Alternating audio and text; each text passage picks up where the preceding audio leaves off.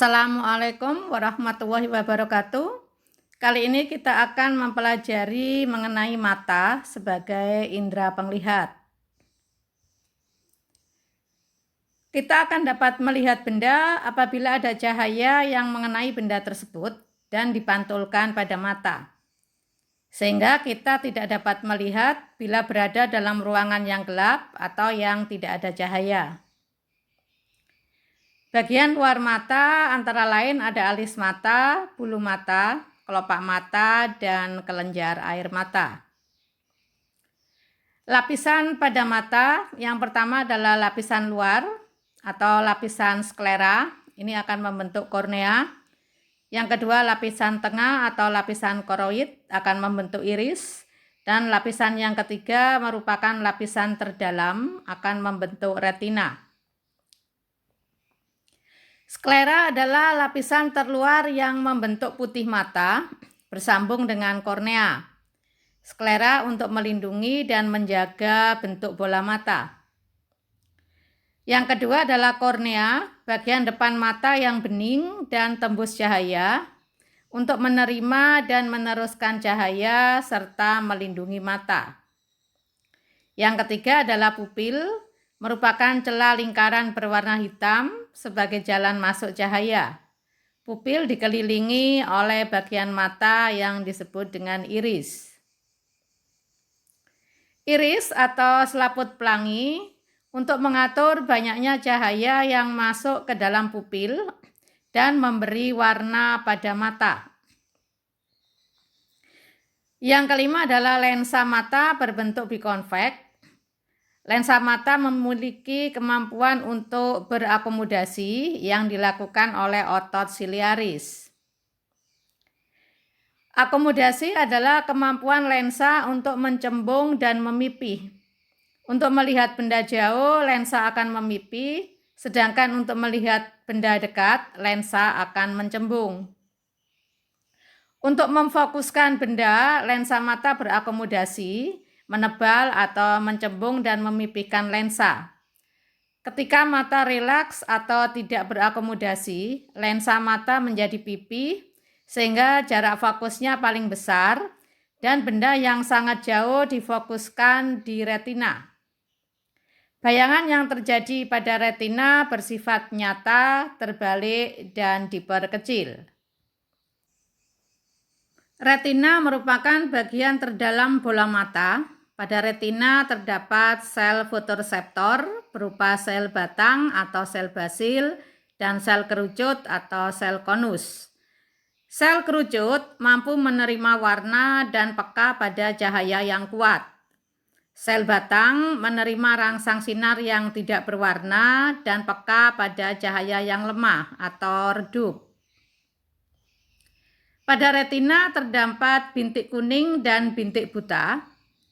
Bintik kuning memiliki pigmen yang berwarna kuning, terdapat sel kerucut, dan sebagai tempat terbentuknya bayangan yang jelas. Pada bintik buta tidak terdapat sel-sel fotoreseptor, sehingga apabila bayangan jatuh pada bintik buta, maka akan terbentuk bayangan yang kabur. Otot penggerak bola mata berfungsi untuk menggerakkan bola mata. Kemudian cairan pada mata ada dua, jadi cairan di depan lensa dan cairan yang di belakang lensa. Saraf mata atau saraf optik berfungsi untuk meneruskan rangsang cahaya menuju ke otak, kemudian oleh otak akan diterjemahkan. Proses melihat, cahaya diterima oleh kornea, kemudian diteruskan ke pupil dan lensa, akan difokuskan di bintik kuning yang ada pada retina, kemudian oleh saraf mata akan diteruskan menuju ke otak untuk diterjemahkan dan kita bisa melihat. Mata dapat melihat dengan jelas apabila benda terletak dalam jangkauan penglihatan, yaitu di antara titik dekat mata dan titik jauh mata. Berikutnya adalah gangguan dan penyakit pada mata. antara lain ada hipermetrop, miop, presbiop, astigmatis, buta warna, juling, katarak, dan glaukoma. Cacat mata yaitu terjadi ketidaknormalan pada mata dan dapat diatasi dengan memakai kacamata, lensa kontak, atau melalui suatu operasi. Antara lain rabun dekat, rabun jauh, mata tua, astigmatis. Rabun dekat atau hipermetropi adalah cacat mata di mana mata dapat melihat dengan jelas benda jauh, tetapi tidak dapat melihat benda-benda dekat dengan jelas. Karena lensa mata tidak dapat mencembung sehingga bayangan terletak di belakang retina. Untuk rabun dekat ini biasanya dibantu dengan lensa positif atau lensa cembung. Rabun jauh atau miopi dapat melihat dengan jelas pada jarak 25 cm, tetapi tidak dapat melihat benda-benda jauh dengan jelas. Karena lensa mata tidak dapat memipi sehingga bayangan terletak di depan retina.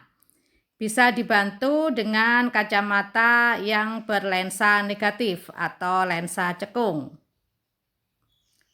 Mata tua atau presbiopi ini disebut juga rabun jauh dan rabun dekat karena tidak dapat melihat jelas benda pada jarak dekat maupun jarak jauh karena berkurangnya kemampuan akomodasi mata.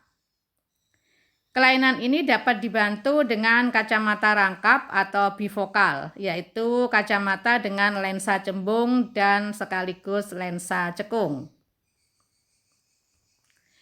Buta warna adalah kelainan pada mata karena ketidakmampuan sel-sel kerucut untuk menangkap warna tertentu.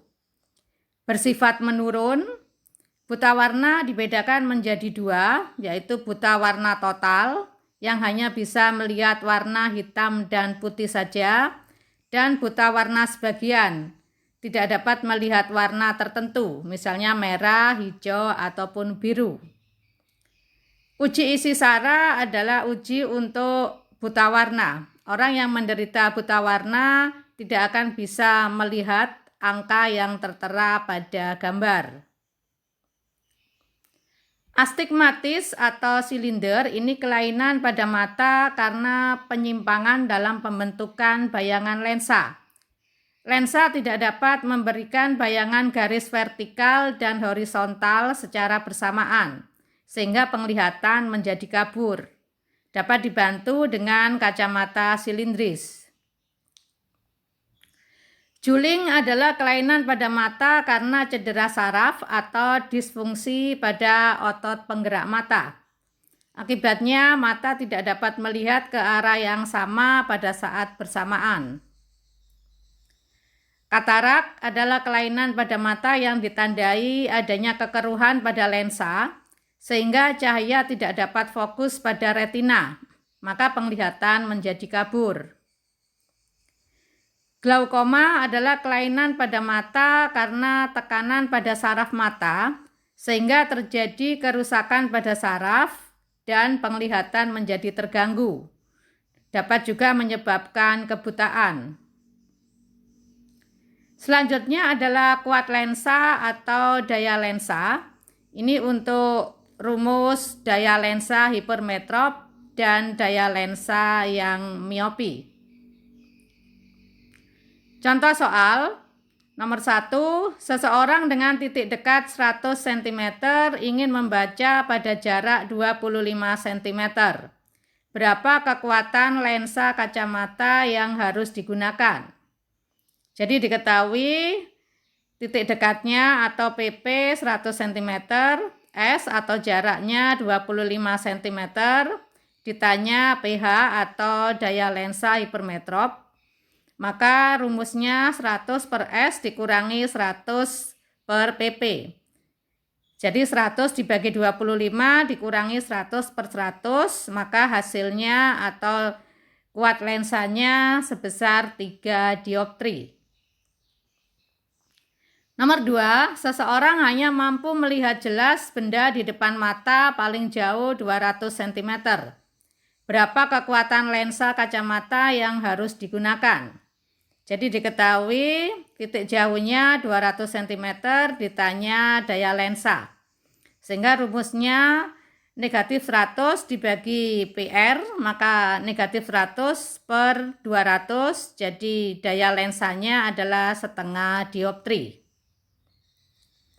Selanjutnya untuk latihan, kalian coba gambar bagian mata, kemudian beri nama yang ditunjuk oleh nomor 1 sampai dengan nomor 5, serta jelaskan fungsinya masing-masing. Demikian, semoga bisa dipahami. Mohon maaf atas segala kekurangan, semoga bermanfaat. Wassalamualaikum warahmatullahi wabarakatuh.